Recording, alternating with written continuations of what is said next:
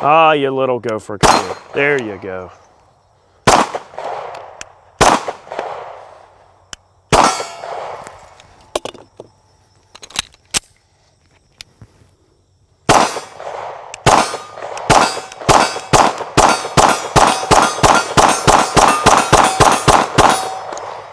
Oh yeah.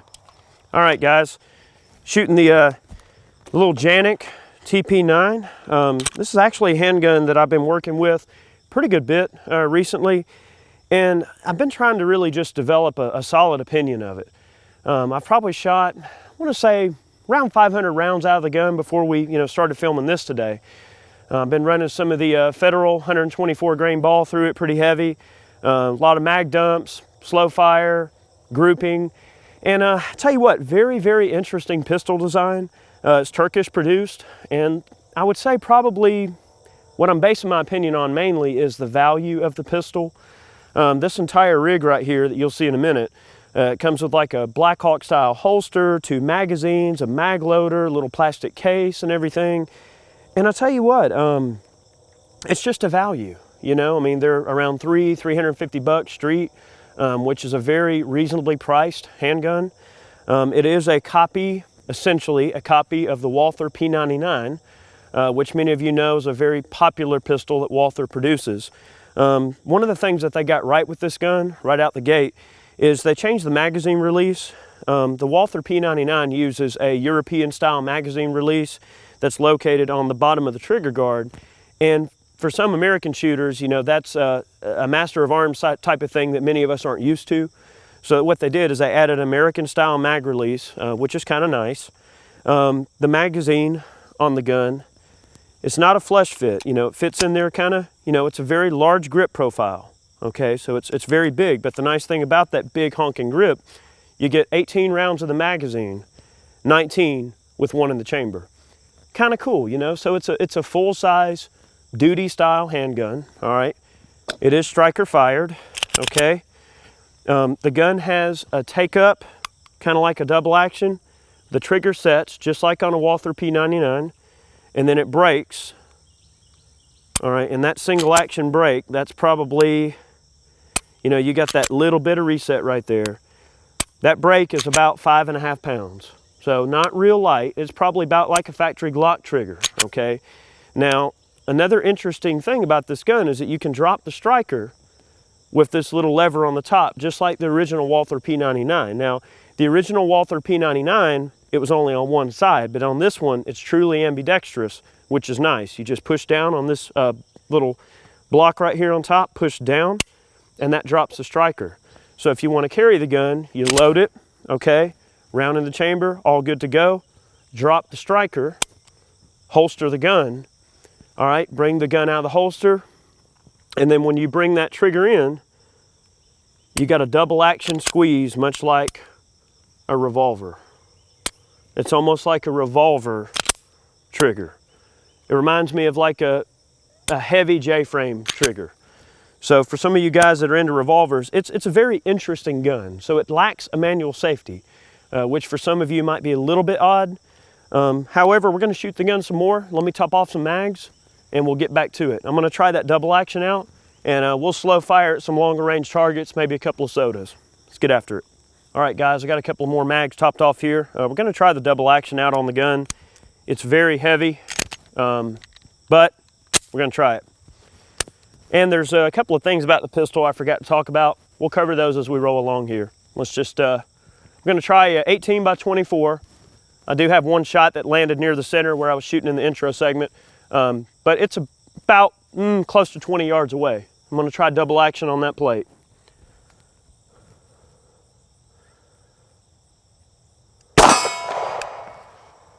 All right, decocking.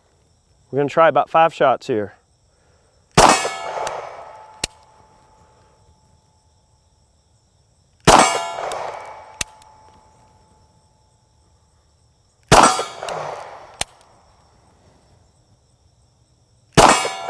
All right, Prince about the point of aim. I would say reasonable combat accuracy, minute of man, so to speak. I'm pretty sure with more time and more effort with the gun, I could probably get to the point where I'm shooting it a little bit more consistent, but the gun hasn't been running too bad at all. I've been very happy with it thus far. And I tell you, there's a few features about the gun I didn't mention earlier. One is the back straps. You know, it does have 2 sets of back straps. The one that's in it right now is the smaller version, but they do have one that molds it out a little bit deeper for some of you guys that have large hands. And on that note, it is a very large gun. You know, my hands aren't small by any means, but even with the small back strap in there, it's a very substantial gun. It feels, that's just the best word I can come up with. It's very large and substantial in the hand when it comes to just the way it sits in your hand. And also, you know, it does protrude a lot out the bottom with the big mag. It reminds me a lot of my CZ P01 Phantom, which is a handgun I really, really love. It's much like that, you know, very large in the hand. It's a full-size combat duty type gun. You know, I could see this as being an excellent house gun. The other thing I didn't mention is that it does have a rail system on the front, so if you want to mount flashlights, I could just picture this being like the ideal house gun, especially for the money. You know, 350 bucks. Bad guy comes in, you deal with bad guy, cops show up, cops take gun. Well, you're only out 350 bucks while they're sorting everything out. To me, I mean, the reliability, of course, is spot on.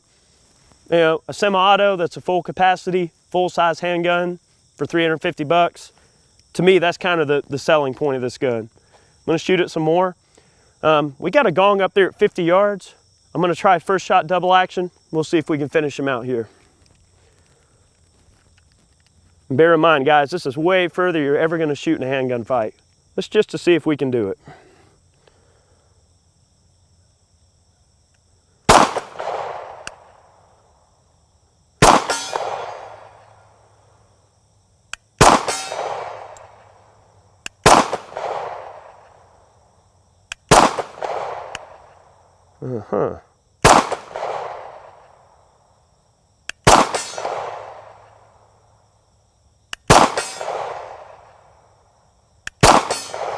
All right, I see where it's printing.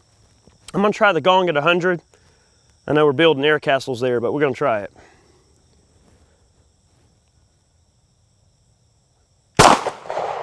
I saw it.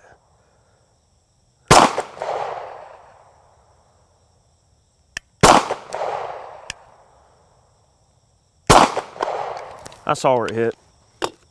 I'm gonna get that gong, guys, don't worry.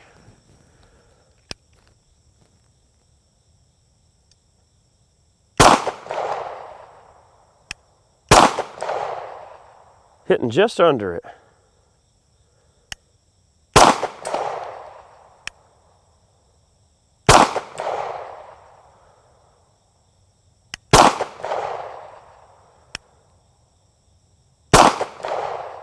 I just cannot connect with that gong no matter what I do. Let's try that 50 again. See if I can figure out where I'm hitting here.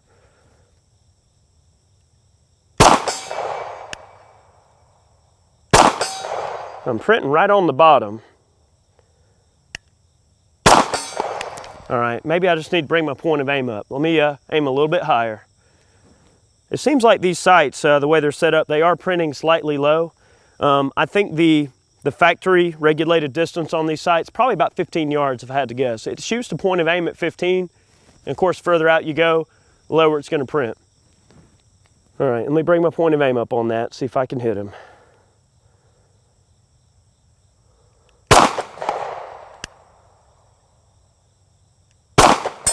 There it is. Oh, I was aiming way low.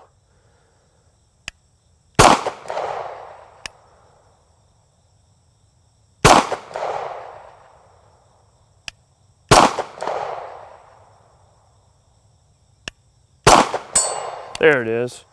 It puts them right in there. I mean, it's further than you're gonna shoot a handgun, but it will go 100 yards. Got a few more rounds here. Let's see if we can finish her off.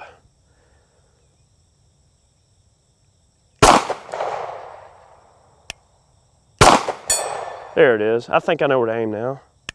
Huh. Well, it slings them right in there.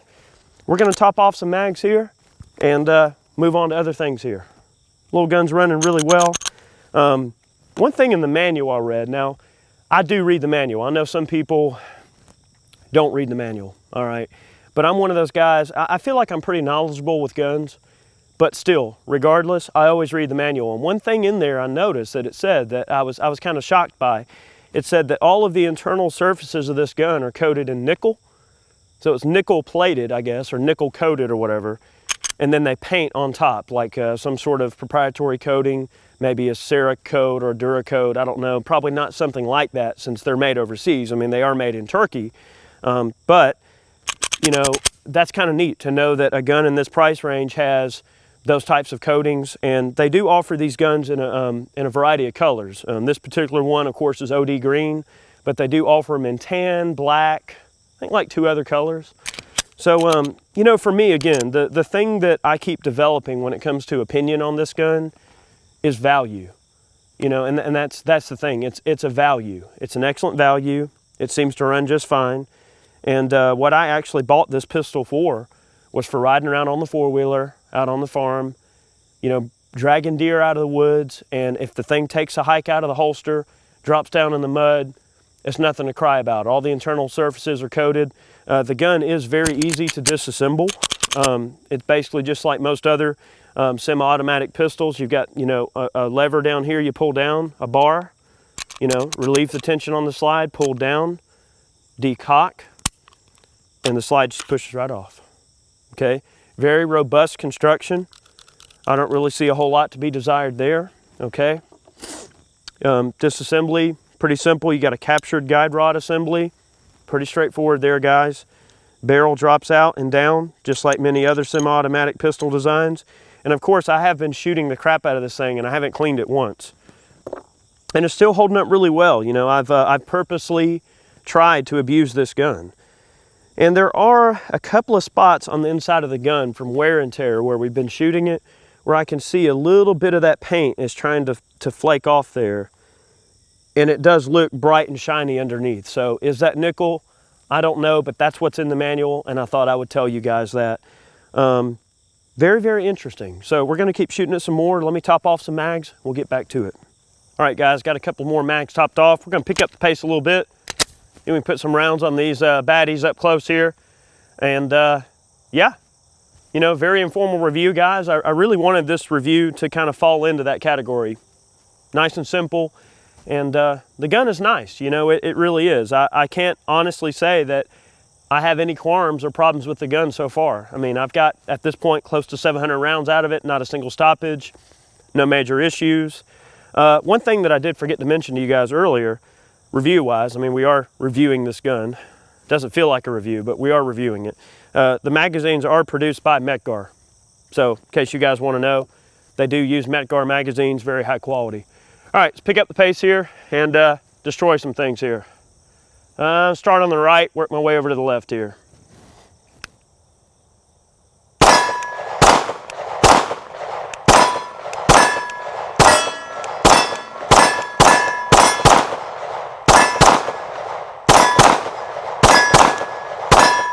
Kind of hard to keep it on target for double taps. Let's try that again.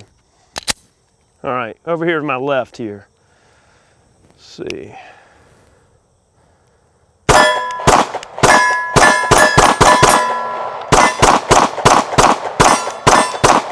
Gun does print a little bit low. Let's try our poppers here. There's one. There's two. Up, out of ammo. How that ammo goes quick when you're really letting them loose.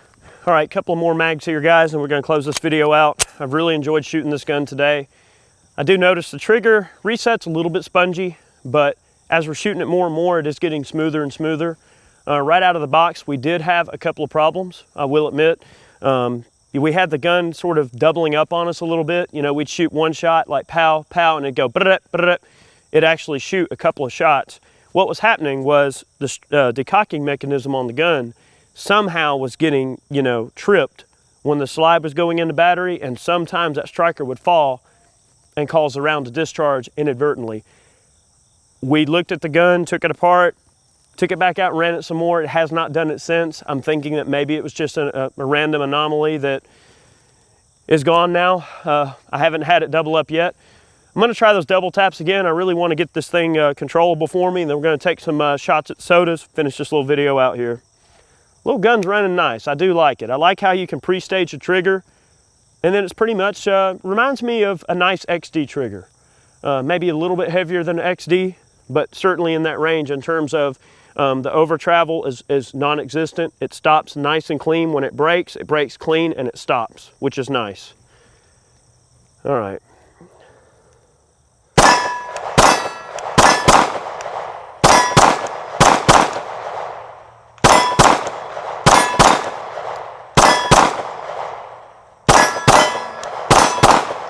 Not bad. All right, see if we can take out some of our communist sodas over there. They're kind of looking at me like they, you know, I know earlier Chad was trying to get accustomed to the gun. He was having a little bit of a hard time hitting these little 8-inch plates down here. See if I can take out a few sodas. There's one.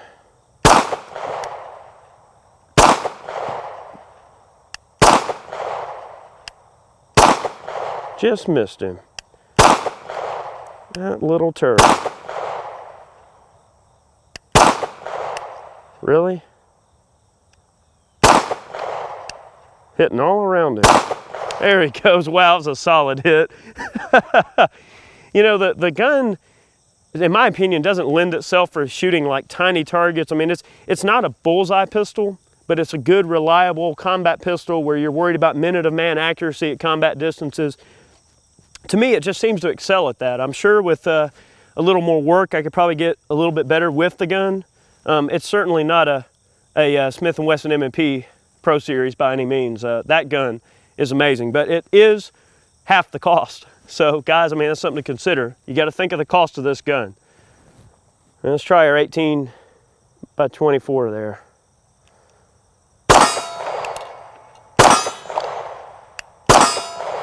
Shooting a nice tight group there. Wow, that was a nice tight cluster. Hell, I mean, at 20 yards here, I just printed probably about a 3-inch group just offhand after heating this thing up. That's pretty good. With a little bit of work, you know, get even better. Let's try our 50 there. There she is. All right, I'm gonna stop while I'm ahead. I'm gonna try the 100 here. No pressure. Let's see if we can lob her in there.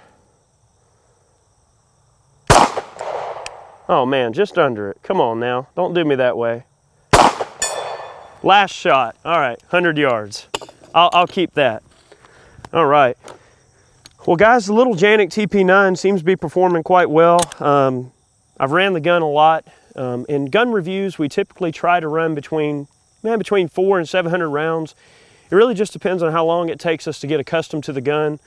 I will admit it did take a lot of ammunition through this gun for me to get truly used to the way it operates, the way it functions, and getting used to that trigger reset, getting used to the master of arms. You know, it is a unique pistol in terms of the cocking mechanism, the striker mechanism, the way it operates. Maintenance-wise and cleaning, certainly a cinch, very easy there. Probably couldn't see the gun being too handy for, you know, some of you smaller frame people or some of you, you know, ladies that have small hands. It's a very substantial firearm, very large in terms of the grip. But remember, when it comes to firearms, when it comes to pistols, you're always going to lose concealability for firepower and size. This is a full capacity, full sized handgun. So, you know, you're going to lose a few points there for concealability. Is it an everyday carry piece? Maybe not. You know, just depends on what your definition of everyday carry piece is. So anyway, I've enjoyed the gun. I'm certainly going to keep it. I did buy the gun. You know, we had a couple come through the shop and we've actually been getting a lot of them in at the shop. So I decided to buy one and give it a good, honest review because I just was really curious about what I was sending out the door to my customers. And for us, it's very important to be honest with people. And if the gun wasn't good, we wouldn't be selling it. And for me, that's very important to make sure that the products you're getting in live up to the standards that it's supposed to, and that it does what it's supposed to do. And very cool gun. So guys, I appreciate you watching our review today. We got many more in the pipeline, many more pistol reviews, more military surplus reviews, gunsmithing, reloading, so much stuff we have going on. We appreciate you being a part of it. We'll catch you next time.